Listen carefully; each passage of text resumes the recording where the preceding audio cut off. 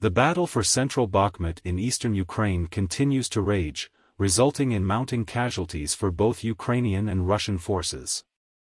Russia has been intensifying its efforts to take control of the city, inching into its suburbs since early February, while Ukraine's forces fight off attacks from the north, east, and south.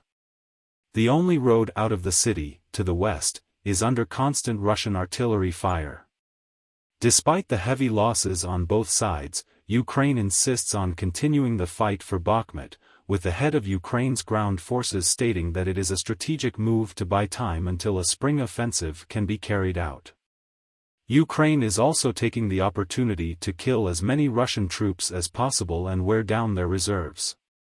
Western intelligence agencies estimate that Russia has suffered between 20,000 to 30,000 casualties in Bakhmut, while thousands of social media posts dedicated to Ukraine's dead indicate that their losses are also significant.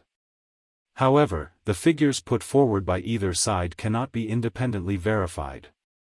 While analysts are divided over the strategic significance of Bakhmut as a military prize, it has gained important political stature, with both sides investing significant resources into the fight. If Bakhmut falls to Russian forces, it would provide the Kremlin with a military victory to sell to its domestic audience and a clear path deeper into Donetsk province, which it claims to have annexed into Russia.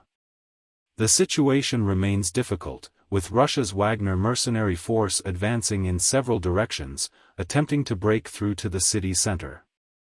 However, Ukrainian soldiers are maintaining their defensive lines, inflicting significant losses on Russia and repelling their attempts to take Bakhmut city center using artillery, tanks, and other firepower. Ukrainian soldiers have been posting videos on TikTok and social media, appealing to President Volodymyr Zelensky to order a retreat. Meanwhile, tributes to fallen soldiers continue to flood Ukrainian social media. The battle for Bakhmut has become a symbol of the broader conflict between Ukraine and Russia, which has been ongoing since 2014, when Russia annexed Crimea and backed separatist rebels in eastern Ukraine. Despite a ceasefire agreement in 2015, fighting has continued in the region, with occasional flare-ups of intense violence. The latest escalation in Bakhmut began in early February, when Russia launched a major offensive to capture the city. Since then, both sides have poured significant resources into the fight, and casualties have mounted on both sides. The Ukrainian military has been using the defense of Bakhmut to buy time until it is able to launch a counteroffensive, according to General Oleksandr Syrskyi, the head of Ukraine's ground forces. In the meantime, Ukraine is seeking to inflict as much damage on Russian forces as possible and wear down its reserves.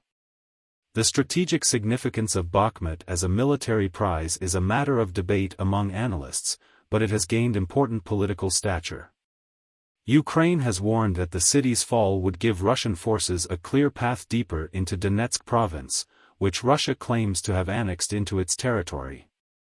The capture of the city would also provide a military victory for the Kremlin to tout to its domestic audience. Despite the ongoing fighting and high casualties, there are signs of weariness among Ukrainian soldiers.